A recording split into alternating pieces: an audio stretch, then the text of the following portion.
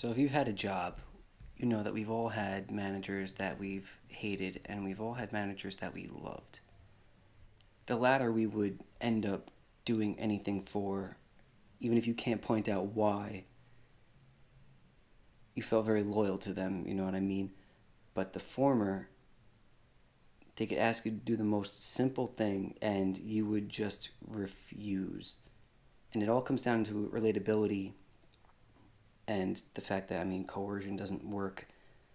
But this all points towards Law 43 of the 48 Laws of Power, which is to work on the minds and hearts of others.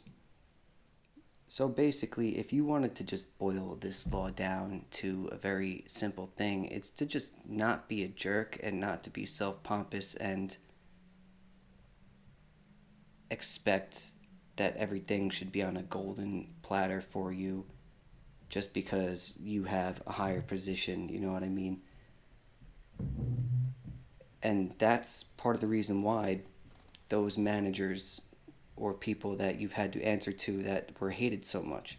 One, they try to use coercion because at one point coercion doesn't work. And if you're like me, there's a certain point where just because you told me to do that, I don't want to do it anymore. Even though I was going to do it, it's like, you know what, screw you and the horse you rode in on. I don't like you, bro. On the other side of the coin, there's those other managers, like I said, that you would do anything for. You felt that they were a strong leader. And they may have exhibited other qualities that I've talked about before, but mainly it's because they're relatable, and that's what this law talks about. If you're going to be a leader, you have to be relatable to the people that you're leading, even the lowest person. The one example that they say is that Louis XIV was able to relate to even his lowest of servants and was good to them. And then conversely, Marie Antoinette, by the time the French Revolution happened, the reason they got cacaoed is because they were just so obnoxious and they thought they were above everyone else and they thought they just deserved to rule. And you could see that in pretty much every single instance of a rise and a fall of an empire or monarchy, whatever the case may be.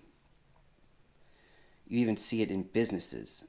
Not to get too sidetracked, but like first generation makes all the money and they value that.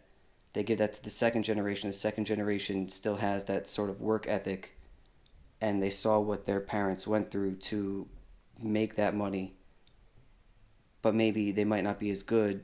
And then third generation, because they never saw any of that, they think they're entitled to it. Like, you could actually look into this, like it's an actual thing, is that most businesses, if they're in the family, they last for, or the majority of them last for 3 generations, and that's it. By the third generation, it's gone. Same thing with wealth. People that just made money or just had wealth, the third generation usually like millionaires, they by the third generation all that wealth is gone because that third generation thinks it's a God-given right and they don't know how to make it themselves and they don't respect it. But anyways, this law is similar to law number 13, which I'll just put up here somewhere. But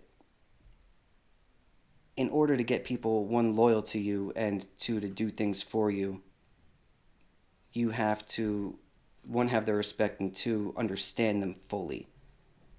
Instead of you, like if you meet someone new, for example, instead of you spouting off about yourself and inflating your own head and making yourself feel good because you're talking, listen to that person. Figure out how they work. What's important to them, what's not important to them, etc., etc. And then you use that information to be able to work with their hearts and minds. You have a common goal, or you have a goal that you want achieved as a manager, for example. You use that psychology to your advantage. Like, one, on top of already being more liked because you actually paid attention, you actually seem like you care, whether you do or not, aside the point. You know what little buttons to push that would get them motivated to do something. Like, whether it's promotion, getting the job done faster, whatever it is in the case of being a manager. But in every other aspect is you know what that makes that person tick. So you know what you can say or what you can do, whether it's true or not. And I don't condone lying. I'll just say that right now. But you know what you can say or do to get that person motivated to work towards the common goal instead of them being a barrier at every turn and corner and not helping you out. Ultimately, this is why I say that this is very similar to Law 13, but it has a little slightly different nuances in the sense that it does talk about you just being relatable to people, because if you're not relatable to people, whether you're in power or you're not, people aren't going to like you, and if you do need help, they're going to be way less inclined to help you, whatever incentives you give them. Even like there's some people that you probably know too. It's, I don't care if you give me $1,000,000. I don't want to work for you. Period. End of story. I just don't like you. Like, money's not the problem. It's you. You know what I mean? So be relatable.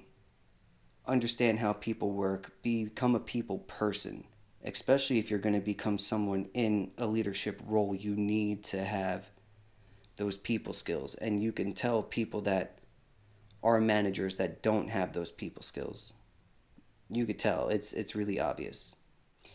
In my opinion, the best managers aren't necessarily the ones that do the job the best, but are seen as a worker and aren't seen as the enemy. Like they've either worked their way from the bottom to that position and they don't change.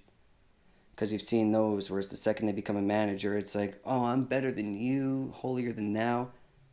Those people who were once loved are now hated by everyone else in the company. But as a true leader, one, working with the people below you, showing that you're still willing to do the work. But like I said, most importantly, being personable with them, showing that you understand them, you know them, and just with anyone in general, that you care. You don't have to care. And it's sad to say that. And like, I mean, it's sort of true. I mean, we all live our own lives and we all live inside our own bubbles. And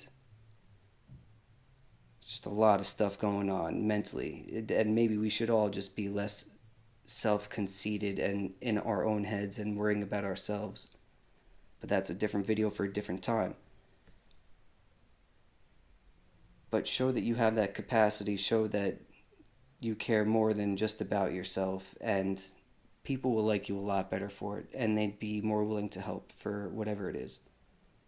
Luckily, you will not end up under a guillotine in this day and age. I mean, who knows what's going to happen in the next 2 decades. That might come back into fashion. I doubt it. I hope not.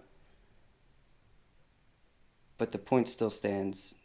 You could commit social you know what instead of like actual you know what, and it's almost just as bad because you're still around to deal with the problems. But I think that's all I have to say about this one. If you don't know me, my name is Brendan. This is The Lost Tribe. If you like this content, hit that like button, leave a comment down below, and if you stuck around this far, hit that subscribe button because clearly you like the content. Once again, Brendan, Lost Tribe. Peace out.